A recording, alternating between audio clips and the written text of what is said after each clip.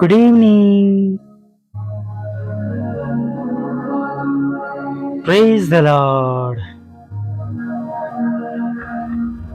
Hallelujah. Sadni salam.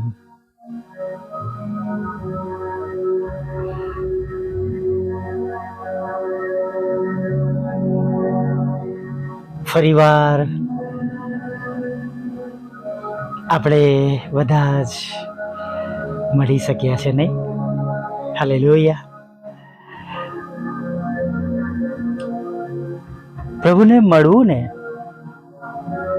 ભેગા થવું, ભલે આપણે બધા દૂર છે પણ આ નાના ઓડિયોમાં આત્મિક રીતે આત્મામાં આપણે બધા મળીએ છીએ, એ બહુ મોટી બાબત છે.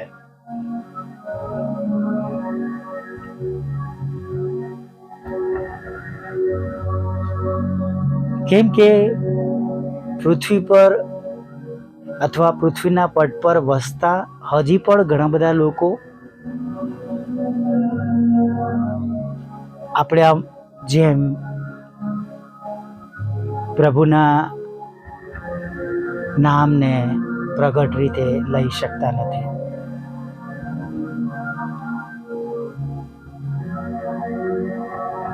અથવા ઘણા બધા લોકો આ પવિત્ર નામથી દૂર છે.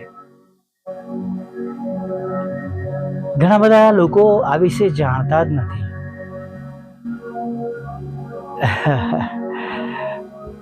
દુઃખની વાત છે નહીં? એના માટે પણ પ્રાર્થના કરજો.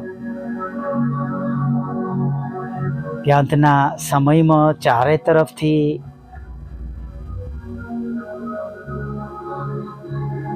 સુવાર્તા ફેલાય, નાનામાં નાની જગ્યાએ અને દૂરમાં દૂર જગ્યાએ.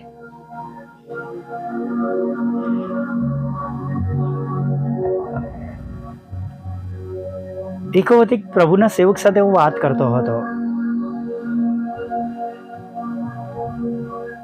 ત્યારે અમે બંને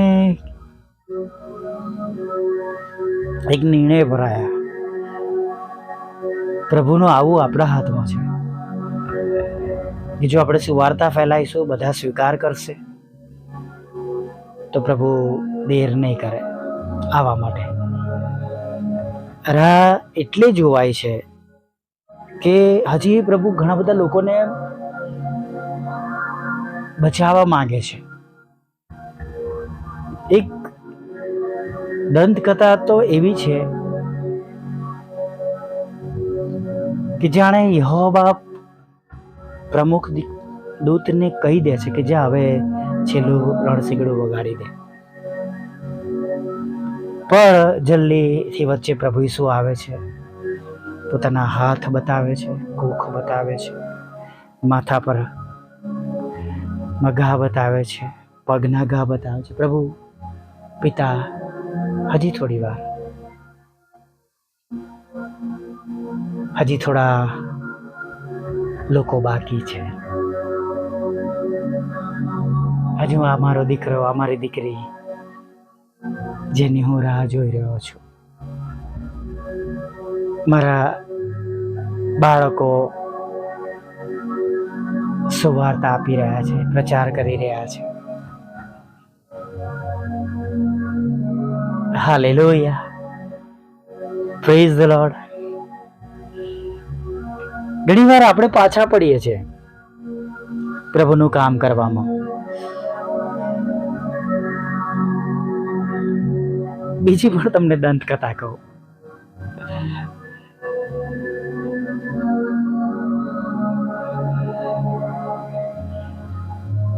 કે અચાનક જેમ યાકૂબને ગળું કાપીને મારી નાખવામાં આવ્યો અને બધી બાબતો બની અને બહુ જ ભયંકર સતાવણીનો સમય મંડી પર આવ્યો.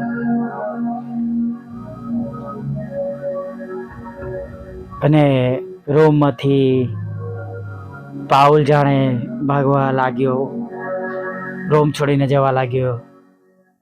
આ બાજુ પિત્તર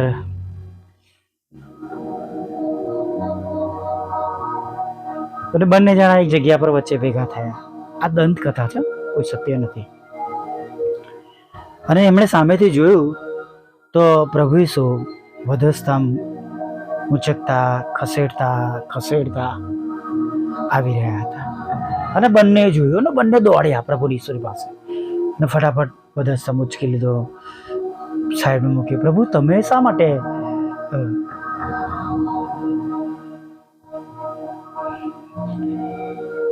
કેફા, પાઉલ, જો તમે જતા રહેશો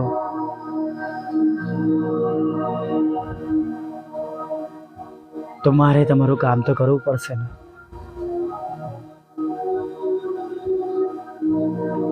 વાલા મિત્રો, ઘણી બધી વાર આપણને અપોઇન્ટ કર્યા છે, આપણે બ્રાન્ડ એમ્બેસેડર છે પ્રભુના, જે આપણે પ્રભુના કામ કરીએ છીએ.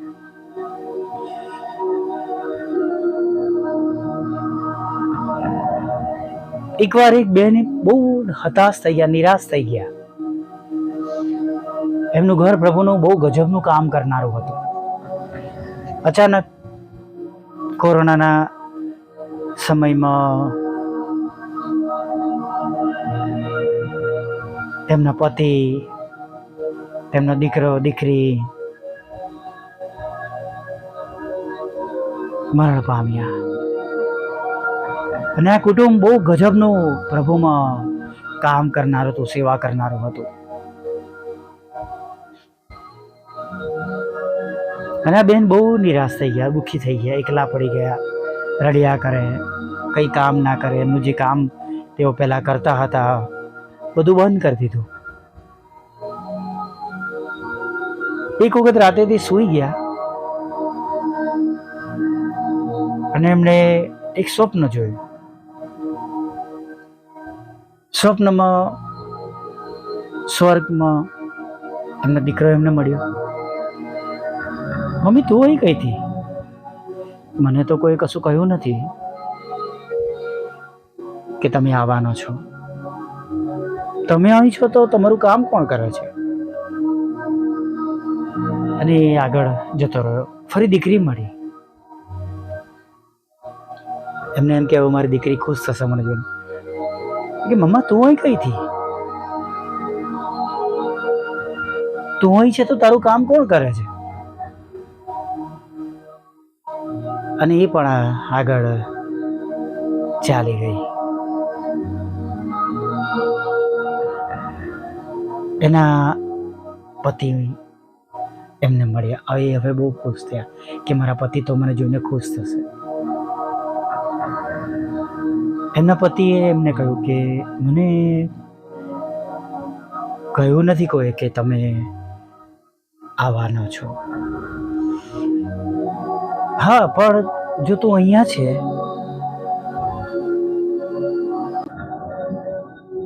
એમના પતિ પણ સરપ્રાઈઝ થઈ ગયા. એમને કોઈ ત્યાં આગળ બહુ રિસ્પોન્સ જેવું મળ્યું નહીં. પછી એમના માને જોયું તો કે મારી મા તો ચોક્કસ ખુશ થશે મને જોઈને. તેની મમ્મીએ પણ એને કીધું બેટા તું અહીં શું કરે છે? એના પપ્પા એકદમ આયા. તું અહીંયા છે તો તારું ઘરે કામ કોણ કરે છે? અને અચાનક એની આંખ ખુલી ગઈ. વાલા મિત્રો, એને સમજણ પડી ને મારું કામ બંધ કરી દીધું છે. ફરીથી પ્રભુમાં આનંદ કરતા, દુઃખને ભૂલીને પ્રભુમાં તેઓ નવો દિલાસો પામ્યા અને પ્રભુનો ઘણો મોટો મહિમા થયો. Hallelujah, praise the lord. આવો એક નાની પ્રાર્થનામાં જઈએ.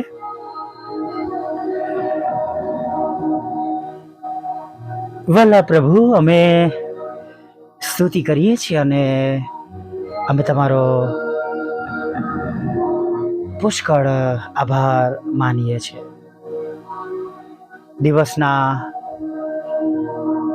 અંત ભાગમાં તમે અમારી સંભાળ લઈ રહ્યા છો. દિવસના અંત ભાગમાં તમે અમારી સાથે છો. અમારી દરેક જરૂરિયાતો તમે પૂરી કરી, અમારી દરેક ઈચ્છાઓ પૂરી કરી, અમારી પ્રાર્થનાઓ સાંભળી અને અમારા આયોજનોને પણ તમે આશીર્વાદિત કર્યા છે. માટે અમે તમારો આભાર માનીએ છીએ. પણ જો કોઈ પણ રીતે જો અમે હજી પણ તમારા ઉપયોગી નથી, અથવા એવું કોઈ કામ હજી અમે શરૂ કર્યું નથી કે જે કામ અમારે કરવું જોઈએ, જેમાં તમને મહિમા મળે છે, અથવા એવા કામો હજી પણ અમે કરી રહ્યા છે કે જે કામો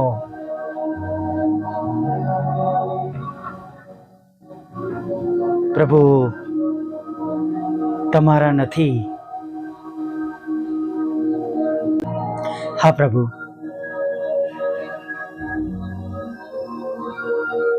તમારા કામો નથી, એવા કામો કરી રહ્યા છે, તો અમને માર્ગદર્શન આપો, અમને દોરવણી આપો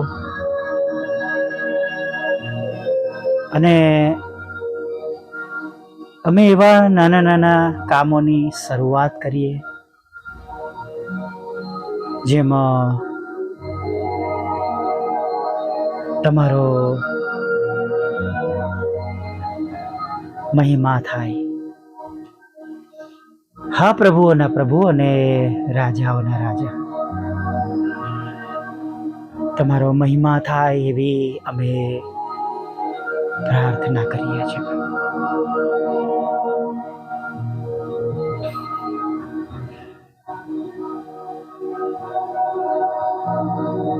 Thank you, Lord. Thank you, Lord. Thank you, Lord.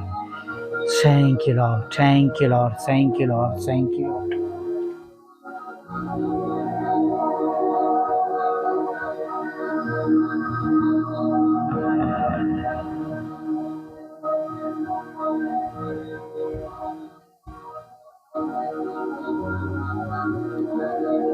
પ્રભુજી, વાલા બાળકો તમને મળવા આવ્યા છે.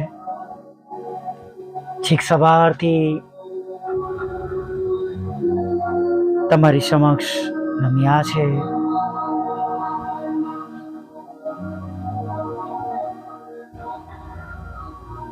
હા પ્રભુ,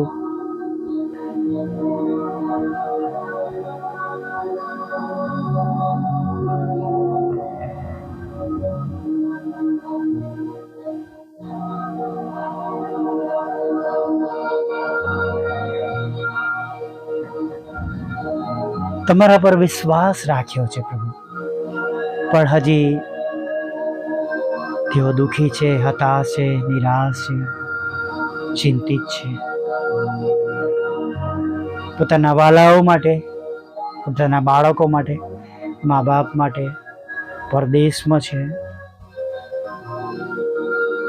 પોતાના ઘરોથી દૂર છે, હજારો માઇલો દૂર સેવા કરી રહ્યા છે. ત્યારે પ્રભુ, અમે તમારી સ્તુતિ કરતા, આભાર માનતા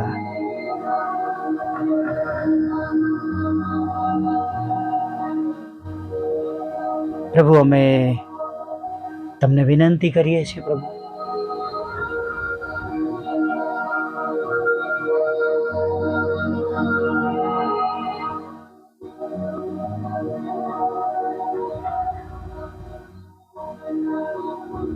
તમારા બાળકોની દરેક પરિસ્થિતિ તમે જાણો છો, તમારાથી કઈ અજાણ નથી.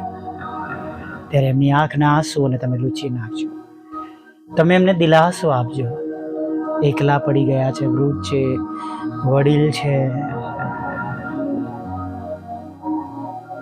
તમે તેમની જવાબદારી ઉપાડી લેજો. વિધુરો, વિધવા બહેનો, અનાથોની સાથે રહેજો, મન બુદ્ધિના લોકોની સાથે રહેજો પ્રભુ. તમારા સેવક સેવિકાઓની સાથે રહેજો પ્રભુ પિતા. દૂર દેશ રહે છે પ્રભુ, તેમની સાથે રહેજો પ્રભુ પિતા.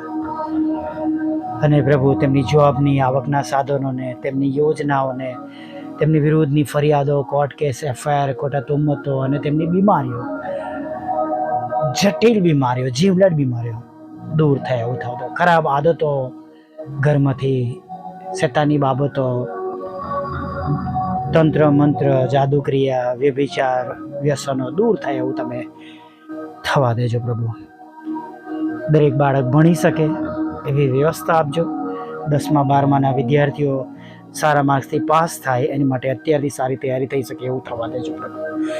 દરેકની મિનિસ્ટ્રીને આશીર્વાદ આપજો. અમારી પર મિનિસ્ટ્રીને તમે આશીર્વાદિત કરજો પ્રભુ. ઉછીનું આપનાર બનાવજો, શિર બનાવજો. અને પરમેશ્વર પિતા તમે દરેકને નદીની પાસે રોપેલા ઝાડ જેવા કરજો પ્રભુ. અમારા બધા માટે તમે આજે યહોવા ઈરે બનજો. અને આકાશના ઈશ્વર પ્રભુ, તમે જેમ નહેમિયાની પ્રાર્થના સાંભળી, હિજકિયા રાજાની પ્રાર્થના સાંભળી, યોબેસની પ્રાર્થના સાંભળી, હન્નાની પ્રાર્થના સાંભળી, એમ અમારા બધાને માટેની અમારી જરૂરિયાત પ્રમાણે પ્રાર્થના સાંભળજો. પાપોની ક્ષમા કરજો, રાત્રે મીઠી નિંદ્રા આપજો. અને કાલે સવારમાં તમારો પવિત્ર નામ ઉઠાડજો. માગતા ઈસુ માટલું સાંભળો. દેવ બાપ માન્ય કરજો. આમીન, આમીન, આમીન.